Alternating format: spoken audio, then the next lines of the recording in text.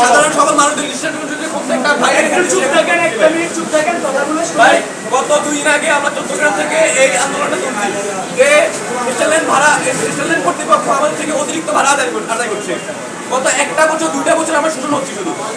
ওনারা বলতেছে ডিজেলের দাম বাড়াইছে, ওনারা বলতেছে যে কাউন্টারের দাম ভাড়া অতিরিক্ত বেশি। কিন্তু আপনি যদি কম্পেয়ার উইথ অন্যান্য বাস সার্ভিস ব্যাপারটা হচ্ছে শুধু 100 টাকার না ভাই, 250 থেকে 300 টাকার ডিফারেন্স হয় ভাড়া। আমরা চাচ্ছি যে ভাড়া 200 থেকে 300 টাকা কম্পেয়ার না, আমরা চাচ্ছি যে 100 থেকে 150 টাকা কম্পেয়ার।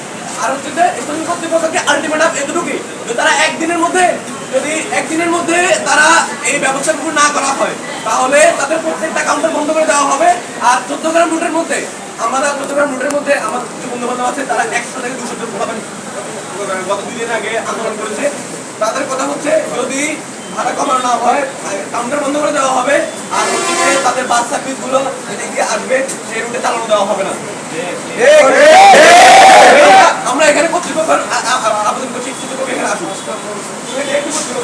এখন থেকে বাস চালানো বন্ধ থাকবে। এখন